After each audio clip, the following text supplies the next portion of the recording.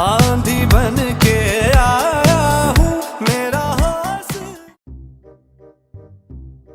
By Surya by ಮತ್ತೆ ಇಶಾನ್ ನಿಮ್ ಬಗ್ಗೆ ಏನೋ ಮಾತಾಡ್ತವ್ರೆ. ಇಶಾನ್, ಈ ಗೌತಿ ಬೈ ಏನಕ್ಕೆ ಹಿಂಗ್ ಆಡ್ತಾರೆ ಅಂತ ಗೊತ್ತಿಲ್ಲ. ಅವರೇ ಕ್ಯಾಪ್ಟನ್ ತರ ಎಲ್ಲ ಡಿಸಿಷನ್ ತಗೋತಾರೆ. ನನ್ನ ಹತ್ರ ಏನು ಕೇಳೋದೇ ಇಲ್ಲ. ನಾನ್ ಹೇಳೋ ಡಿಸಿಷನ್ಗೂ ಯಾವ್ದಕ್ಕೂ ರೆಸ್ಪೆಕ್ಟೇ ಮಾಡಲ್ಲ ಅಂತಾರೆ.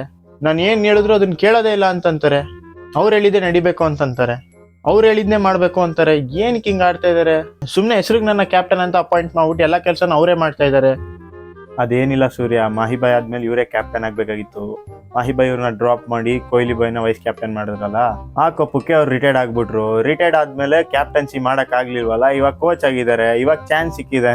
ಅವ್ರ ಕೋಚಿಂಗ್ ಜರ್ನಿ ಸ್ಟಾರ್ಟ್ ಮಾಡಿದಾಗ ಹಾರ್ದಿಕ್ ತಾನೇ T20 ಕ್ಯಾಪ್ಟನ್ ಆಗಿದ್ದು.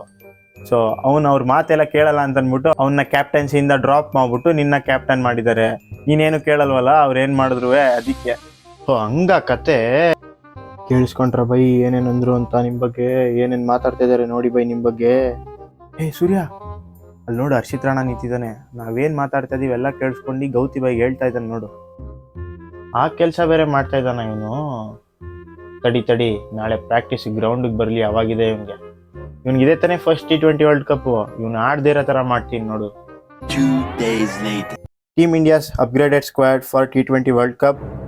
Harshit Rana ruled out from T20 World Cup due to injury and Mohammad Siraj going to replace him in squad. Harshit Rana ನನ್ನ ತರನೇ ಆಟ ಆಡ್ತೀಯಾ?